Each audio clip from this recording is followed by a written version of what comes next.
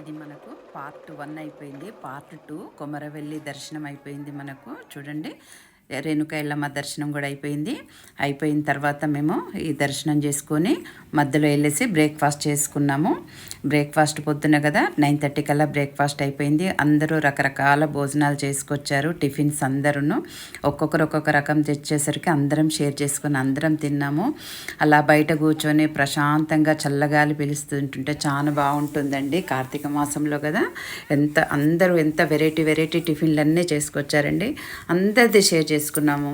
కింద కూర్చునే వాళ్ళు కింద కూర్చున్నారు, కూర్చొని పైన ఎక్కడంటే అక్కడ కూర్చున్నారు. మీరు చూడండి ఎంత దూరంగా కూర్చున్నారో. ఎవరు ఇష్టం వచ్చినట్టు వాళ్ళు కూర్చున్నారు. ఎక్కడంటే అక్కడన అందరు కూర్చొని చక్కగా టిఫిన్లు చేసాము. టిఫిన్లు చేసుకొని మేము ఇంకా చాలా టెంపుల్స్ ఉన్నాయి కదా చూడాల్సినవి. ఈరోజు మనం 7 టెంపుల్స్ అనుకున్నాము. ఇప్పటి వరకు 2 కంప్లీట్ అయిపోయాయి. ఇంకా మనం 7 టెంపుల్స్ కంప్లీట్ చేసుకోవాలి. ఇవన్నీ అందుకే త్వరగా తీయాల్సి వస్తుంది. అన్ని వీడియోలు కూడా ఒక వీడియోలో చూపించలేకపోతున్నాం కాబట్టి దీన్ని భాగాలుగా చేసి ఇది పార్ట్ 2 వీడియో. చూడండి, బ్రేక్ఫాస్ట్ చేసుకొని ఇప్పుడు మనము సిద్ధేశ్వర స్వామి టెంపుల్కి వెళ్దాము. కొండవటూరు గ్రామము, బచ్చన్నపేట మండలము, జనగాం జిల్లాలో సిద్ధేశ్వర స్వామి దేవస్థానం ఉంది. అక్కడికి వెళ్దాము. దీన్ని సిద్ధలగుట్ట కూడా అంటారు. చూడండి, సిద్ధేశ్వర స్వామి దేవస్థానము. ఇది ఒక కొండపైన ఉంది ఈ దేవస్థానము. చూడండి, ఇట్లా మెట్లు ఎక్కుతూ పోవాలి మనము ఎప్పుడైనా సరే. దీనికి పైకి మెట్లు కూడా చిన్నగా ఉన్నాయండి. ఆలయం చాలా పెద్దగా ఉంది. స్టార్టింగ్లో మనకు వినాయకుడు ఉన్నాడు. వినాయకునికి దండం పెట్టుకొని మేము పైకెక్కి బయలుదేరి లోపల భైరవ స్వామి ఉంటాడు, సత్యనారాయణ స్వామి ఉంటుంది. ఈ కొండపైన కొలను కూడా ఉంటుందంటండి. 3 కొలనులు ఉన్నాయంట. చూద్దాము. చూడండి, అక్కడ గజస్తంభానికి వినాయకుడు, ఒక పక్కన ఉమామహేశ్వర స్వామి ఉన్నారు. చూడండి, సిద్ధేశ్వరాయ నమః. ఈ గుహలోనే మనకు భైరవ స్వామి ఉన్నాడు. ఈ గుహలో మొత్తం రాతి గుహ, 2 రాతి గుహల మధ్యలో మనకు స్వామి ఉంటాడు. లోపల భైరవ స్వామి వెళ్ళడానికి కూడా కొంచెం ఇదిగానే ఉంది. చూడండి, అటు ఇటు రాళ్ళు, కొండల మధ్యలో వెలిసారు స్వామి, భైరవ స్వామి లోపలికి. చూడండి, అట్లా కొంచెం జాగ్రత్తగా వెళ్ళాలి లోపలికి మాత్రం. అక్కడికి వెళ్ళి మేము అర్చన చేయించుకున్నాం పంతులతోని. దర్శనాలు మాత్రం కార్తీక మాసమైనా సరే మాకు చాలా చక్కగా జరిగాయండి. ఇక్కడ ఒకరికి కలలో కనిపించారంట స్వామి. కనిపించేసి ఇక్కడ ఒక లింగాకారంలో ఉందని చెప్పారంట. ఒక కొబ్బరి బోండం అంత లింగాకారం ఆయనకు కనిపించిందంట, శివలింగము. దానికి కొన్నాళ్ళ తర్వాత దానికి ఒక వెండి తొడుగు చేయించారంట. చేయించినాక అది మళ్ళీ సంవత్సరానికి పట్టకుండా అయ్యిందంటే కొంచెం పెరుగుతూ వచ్చిందంట. ఇది సంవత్సరానికి చింతాకంత సైజులో ఈ లింగం పెరుగుతుందంట. ఇక్కడ చూడండి, గుహలో నుంచి ఎలా బయటకు వస్తున్నామో అందరము, మా ఫ్రెండ్స్ అందరం, మా బాబా సత్సంగం గ్రూప్ వాళ్ళము మొత్తము అందరం వచ్చేసాము. భైరవ స్వామికి మాత్రం చక్కగా దర్శనమైంది. ఇక్కడ నవనాడ సిద్ధులు పైన నివసిస్తూ ఉంటారంట. రాత్రిపూట అంతా ప్రశాంతమైన గాలికి వస్తారంట. వాళ్ళు అన్నపానీయాలు ఏమి తీసుకోకుండా ఇక్కడ ఉంటారంట. ఇక్కడ పంతులు గారు చెప్పారు. ఇక్కడ సత్యనారాయణ స్వామి వ్రతాలు కూడా ఉన్నాయండి.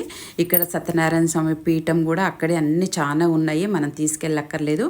మనం మన పూజా సామాన్ తీసుకొని వెళ్ళి సత్యనారాయణ స్వామి వ్రతాలు చేసుకోవచ్చు. పంతులు గారు మాట్లాడుతూ అంటే సిద్ధేశ్వర స్వామి సామర్థ్యానికి చింతామన్నం పెరుగుతుంది. దానికి సాక్ష్యం ఉన్నది. ఏది పెరిగినది సైజు ఉన్నది, ఏది నాగేంద్ర సైజు ఉన్నది. అయితే ఇక్కడ మునులు తపస్సు మీదనే ఉన్నారు. ఇప్పటికీ గుహలు ఉన్నాయి, పెద్ద గుహలు ఉన్నాయి లోపల. ఆ గుహలలోనే ఉంటారు వాళ్ళు. మనకు దర్శనం ఇయ్యరు వాళ్ళు. మానవులతోనే సంబంధం లేదు వాళ్ళు. నవనాడి సిద్ధులు అంటే 9 వాళ్ళకు అన్నపానీయాలు లేవు. చల్లటి గాడి తీసుకొని వెళ్ళిపోతారు. రాత్రి 1 గంట కలికి గాంధారి వాళ్ళ పైకి వచ్చి చల్లటి గాడి తీసుకొని వెళ్ళిపోతారు. ఇంకా ఇక్కడ ద్వారం అనుమతించాలి, శరణం ఉన్నది. అక్కడ గుమ్మడి అక్కడి నుంచి సొరంగం వచ్చి మార్గం వచ్చి లోపలికి వచ్చి చేసుకొని వెళ్ళిపోతారు. ఇప్పటికి తపస్సునే ఉన్నారు నవనాడు సిద్ధులు.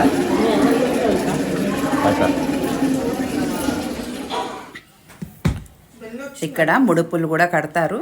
ఇక్కడ మనం ఏదైనా మొక్కు కట్టుకొని ముడుపులు కట్టుకోవచ్చు. ఇక్కడ మాత్రం కోతులు చాలా ఉన్నాయండి. మన వస్తువులు మనం జాగ్రత్త చేసుకోవాలి. ఇక్కడ హోమాలు కూడా నిర్వహిస్తారు.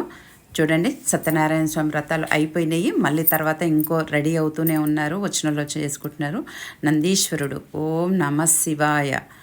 చూడండి ఇక్కడ నవనాడ సిద్ధులు మాత్రం ఉంటారంటండి. అది మరి నిజమో అబద్ధమో కానీ రాత్రిపూట బయటకు వచ్చేసి చక్కగా గాలి పీల్చుకొని చల్లగాలి పీల్చుకొని వెళ్తారంట. స్వరంగ మార్గాలు కూడా ఉన్నాయి, గుహలు. పైన మాత్రం మేము ఎక్కలేదండి, 3 కోనేరులు ఉన్నాయంట, కొలనులు అన్నీను.